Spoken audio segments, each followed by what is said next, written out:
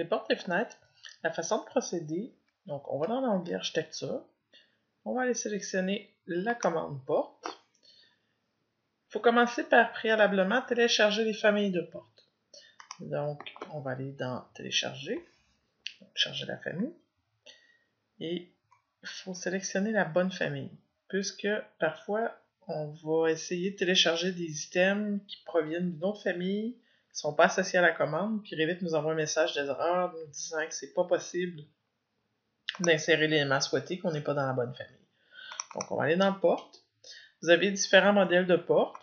Donc pour vous déplacer rapidement pour voir les aperçus de chacun de ces modèles-là, utilisez les flèches du clavier. Ça vous permet de voir rapidement à quoi la porte peut ressembler. Il y a différentes catégories aussi dans résidentiel et commercial. Donc, je peux sélectionner des modèles simples, des modèles avec des fenêtres, des modèles avec... donc, ça, c'est à votre choix. Et je vous invite à aller fouiller aussi sur Internet. Il y a beaucoup de ressources au niveau des objets BIM, donc des objets qui sont faits par des manufacturiers pour être insérés directement dans Revit. Donc, l'avantage, c'est que le manufacturier fait ses objets en fonction des dimensions de son catalogue. Donc, si vous avez un modèle en particulier de porte ou un modèle de fenêtre que vous voulez sélectionner pour votre résidence, allez sur les sites des constructeurs ou sur différents sites Internet, puis allez télécharger ces items-là. Puis après ça, vous venez les insérer dans votre modèle Revit. Donc, dans le cas présent, je vais utiliser une porte standard comme ça, que je vais télécharger. Et là, vous voyez plusieurs dimensions disponibles. Encore une fois, comme j'ai plusieurs dimensions qui s'offrent à moi, je peux en télécharger plusieurs à la fois. Donc, en sélectionnant avec la touche contrôle, aller sélectionner celle qui m'intéresse. Donc là, les portes vont s'insérer dans ma liste de matériel. Donc, dans la liste, j'en avais déjà téléchargé auparavant. Donc, vous avez d'autres modèles qui sont disponibles. J'avais des portes intérieures aussi que j'avais téléchargées, plus la porte extérieure. Donc, quand je vais insérer une porte, je choisis le modèle que je souhaite avoir. Automatiquement, Revit reconnaît qu'il y a un plancher, donc il va attacher votre porte avec le plancher. Si vous souhaitez par la suite déplacer la porte en hauteur, il y a possibilité de le faire. Donc, au départ, Revit l'installe de cette façon-là.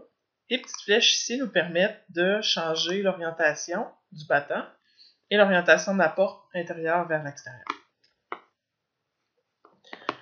Si je me déplace en élévation maintenant, donc je vais sortir la commande avec la touche échappée. Je me déplace en élévation. Vous voyez que c'est vraiment installé vis-à-vis mon dessus du plancher de rez-de-chaussée. Donc si j'étire comme ça ici, au niveau de la porte, il est vraiment venu chercher le niveau du dessus du rez-de-chaussée.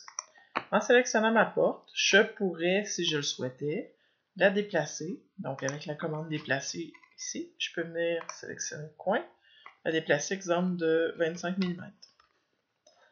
Donc là, il y aura un seuil de porte de 25 mm qui serait fait en plus du seuil actuel.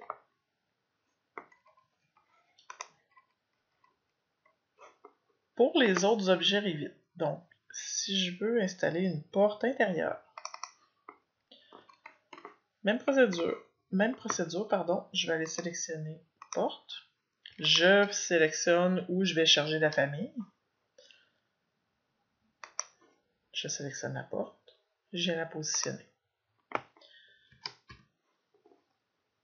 Si je veux faire un miroir d'une porte, exemple, je dois avoir une porte dans l'autre sens ici, puis sans nécessairement retourner chercher la commande porte, puis je pourrais prendre ça ici. Je pourrais venir chercher le coin et venir chercher avec l'angle. S'il y a un mur que Revit reconnaît, il va vous placer votre porte.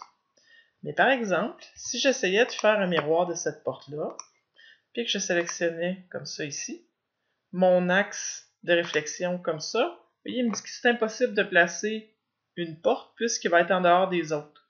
L'autre, c'est quoi? C'est le mur. Donc, il faut comprendre que pour Revit, ça lui prend quelque chose qui est paramétré avec l'outil porte, qui puisse le reconnaître.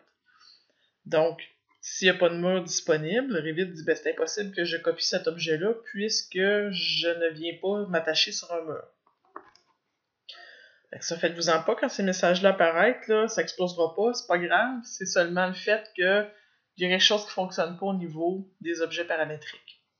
Tout simplement, vous fermez avec l'Optix, puis vous venez soit ajouter un mur, ou soit refaire votre commande, ou réfléchir à la façon dont vous voulez concevoir votre maison.